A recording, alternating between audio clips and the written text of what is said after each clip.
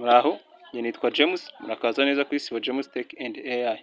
Muri iki gice cya gatanu rero, tugiye kuganira ku kintu gikomeye cyane. Kubera ko turaganira uko Artificial Intelligence igiye guhindura akazi, amafaranga n'ubuzima bwa muntu mu myaka iri imbere. Iyi ntabwo ari teori, si n'inkuru zo kuri internet, ahubwo ni ukuri gutangiye kuba ubu ngubu. Niba ushaka kumenya aho isi igana n'aho wowe uzahagarara, reba ino video neza kugeza irangiye, irajya kurangira byose ubisobanukiwe. Tudatinze rero, ubundi AI ni akazi. Mu gihe cyashije akazi kenshi kakorwaga n'abantu, ariko uyu munsi biratandukanye. Kubera ko AI yatangiye gusimbura abantu mu kazi kamwe na kamwe kagiye gatandukanye. Hari n'ingero nyinshi cyane ntago aha ngaha. Ubu ngubu AI irimo irandika ama email, nk'aho umuntu yandikaga wenda email akaba ari we wenyine ubyikorera. Ubu ngubu AI ishobora kuba yamufasha, ikaba yabikora neza, kuba yanarenza n'umuntu nyiri bwite. Ikindi AI ishobora gushushanya amarogo. Urebye nk'iyo logo yanjye ya Sibo James Tech and AI iri hejuru mu nguni, ni AI yayinkoreye. Ndetse ishobora no gukora amafoto. Aya mafoto yose mugenda mureba agenda yizanamo, ni amaprompt mba nahaye AI, ikazana amafoto meza nk'ayo ngayo mugenda mubona aza muri screen. AI rero ishobora no gukora script cyangwa igakora n'amaripoti. Ishobora kuba yakwandikira script uri buvuge wenda nko mu ruhame, ukayibwira ahantu ugiye kuvugira abantu baba bahari, ikaba yagukora script nziza y'ibintu ukwiye kuvuga uko biri. Cyane nanone ikaba yagufasha gutanga ripoti runaka mu buryo bw'ubunyamwuga. Rero AI ishobora no gusubiza abakiriya wenda nko kuri website cyangwa WhatsApp, byose ikagenda ibigukorera no mu gihe udahari, nyine yo ikaba yamenya ukuntu isubiza ba bakiriya bawe bitewe n'amakuru wayihaye y'akazi ushobora kuba ukora. Ibi bivuze iki rero? Akazi kataramutse gahindutse, akazi kose AI yagatwara kagashira. Ariko kandi ntago AI yagatwara, kubera yuko AI ukwiza igenda izana utundi tuzi dushyashya twinshi cyane nyine tugiye dutandukanye, ariko dushingiye kuri AI. AI rero igenda ituzanira akazi gashyashya kagiye gatandukanye. AI ntabwo yo izica akazi kose, ahubwo yo ikintu izakora izahindura uko kakorwaga. AI uko igenda itera imbere n'akazi gashya kagenda kavuka. Nk'ubu ngubu ntabwo urugero rwiza cyane, hari iyitwa AI content creator, hari aba content creator ba AI gusa. N'ubu ngubu nanjye ndi kubasobanurira AI.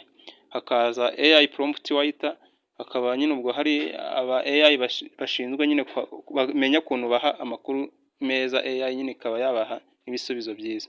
Hakaza nanone AI video editor, abo ni abashobora gukora video bakoresheje AI, bakaba banakora filime isobanutse nziza cyane.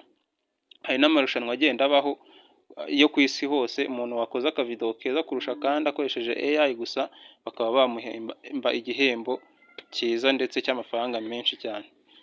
Hakaza n'utundi tuzi twinshi twa AI tugiye dutandukanye. Umuntu rero uzi gukoresha AI mu bucuruzi, uwo ari we wese uzi gukoresha AI neza, azakenerwa kurusha utayizi mu minsi iri imbere. Umuntu uzi AI niwe uzakenerwa cyane. Ikindi AI ni nk'amafaranga, kubera ko AI yahindutse igikoresho cyiza cyo gukora amafaranga. Yakubyarira amafaranga menshi cyane ku rwego utakwiyumvisha, uramutse nyine umenye ukuntu wayibyaza umusaruro ukayikoresha neza. Hari n'ingero zoroshye cyane naguha, kubera ko ubu ngubu AI ishobora kuba yakwandikira igitabo cyiza ku buryo nyine utamenya ko ari nawe yacyanditse. Mu minsi yashije abantu bagiye barikarama nyine, ugasanga umuntu yasomye igitabo cyose akakirangiza kikamuryohera, akumva ni igitabo cyiza, naho nyuma akaza kumva ngo ni AI yacyanditse. Nyine we yaragisomaga azi ko ari umuntu nyine wenda ari umuhanga runaka wacyanditse, naho nyuma akumva ngo ni AI. Bikabatangaza cyane nyine, bagatanga ati ibi bintu ntabwo bishoboka, bitewe n'ibintu basomyemo babona nyine ari ibyo mu buzima busanzwe, ibintu bifatika nyine bya nyabyo. Ikindi kandi buriya ishobora no kugukorera video ya YouTube, ikaba yagukorera video ukoresheje AI gusa, ntugire ikintu uvuga cyangwa unagaragaremo, ukabwira AI ikagikora gusa nyine. Ikaba yari nayo kuvugira amajwi, ikarangiza video yose ukayishyira kuri YouTube, kandi ukazabana monetize nta copyright cyangwa ibindi by'amastrike byose bikareka. Ikindi ushobora gukoresha AI ugacuruza serivisi zo gucuruza AI online. hari ubucuruzi bita AI online nyine bacururiza, hari no gukoresha AI mu kwamamaza nka bizinesi runaka, uri kwamamaza ushobora gukoresha AI ikabigufashamo neza cyane. Rero ntabwo icy'ingenzi ari ukuvuga ngo ni mudasobwa ihenze cyangwa ibindi bikoresho bihambaye cyane, wapi, ibyo ngibyo biza nyuma nyine umaze kugira aho ugera. Wowe icyo uba usabwa ni ukugira ubumenyi bwo gukoresha AI, ukagira ubumenyi buhagije nyine kuri yo, noneho ibyo bindi bundi amafaranga ahubwo ukoreyemo ukaba ari zaguramo ibyo bikoresho bindi bikomeye, nawe wageze ku rundi rwego rwo hejuru byataye.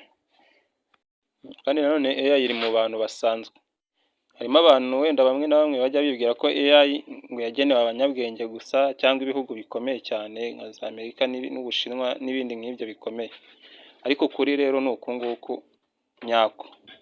Ubu ngubu umuhinzi ashobora kuba yakoresha AI, n'umucuruzi muto nawe ashobora kuba yakoresha AI, yewe n'umusore wenda wifite telefoni gusa nawe ashobora kuba yakoresha AI. AI ntabwo rero ireba ngo utuye he, ngo irebe ngo uri iki, reka reka. Iyo AI ikintu ireba uko utekereza, ikareba imitekerereze yawe, ikareba nyine niba uniteguye kuba wayiga ukiga ukayimenya. Icyo cyonyine AI igenderaho, ntabwo ireba ngo umuntu ukomeye, ngo ibihugu iki, ngo ivangure, wapi. AI ni igikoresho cya buri umwe. Ndetse nanone AI iri mu buzima bwa muntu. Buriya AI iri kwinjira no mu buzima bwacu bwa buri munsi, igenda yinjiramo gake gake.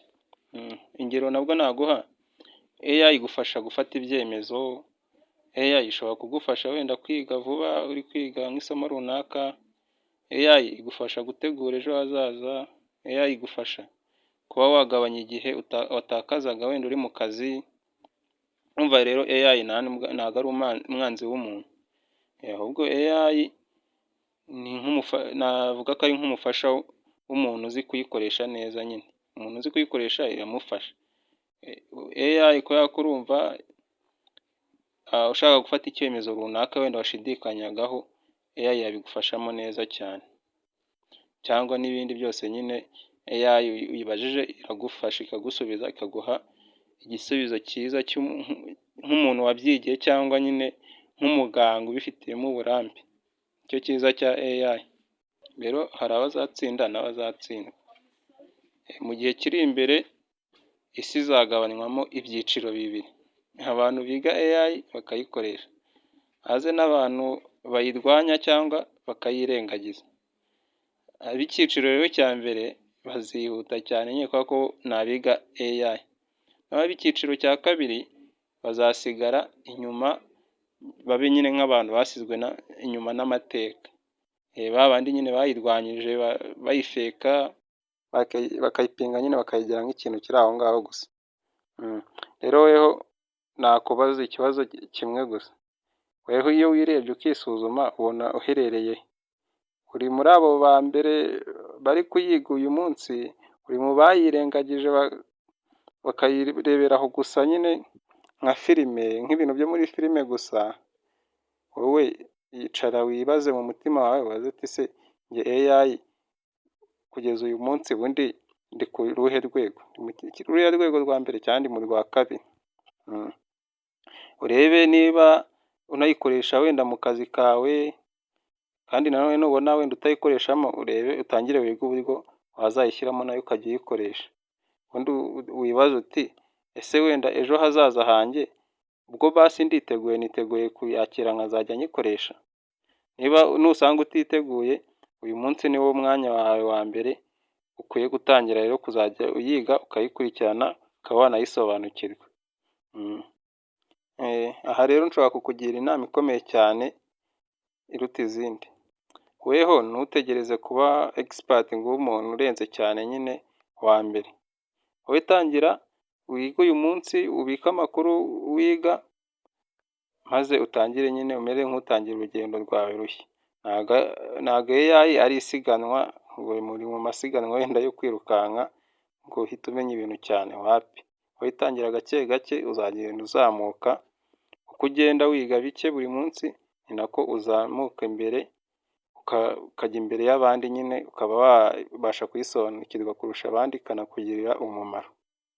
Rero muri video zikurikira wenda nzaza turebe uko wakoresha AI kuri telefoni gusa, turebe uko wakoresha AI wenda ukorera amafaranga, nanone turebe uko wakwirinda wenda ingaruka za AI. Ibi byose tuzagenda tubikora mu buryo bworoshye kandi bunafatika. Wowe icyo usabwa kanda subscribe, ukande like, ujye no muri comment ushyiremo imitima, unatubwiye igitekerezo cyawe nyine tubaze muri comment. Nzabibasobanurira muri video ibyo muzambaza muri comment byose nzagerageza kugenda mbibasubiza. Niba iyi video rero igufashije, komeza ukurikirane Sibo James Tech and AI, ureba n'uru ruhererekane nyine rw'amavideo asobanura AI. Iri ni ishuri rishobora kuba ryaguhindurira ubuzima bwawe, ukaba nyine wamenya AI mu buryo bwimbitse kandi ukagera ku rwego rushimishije. Murakoze, video nakagaruka. Kwiga AI mu buryo bworoshye, subscribe Sibo James Tech and AI.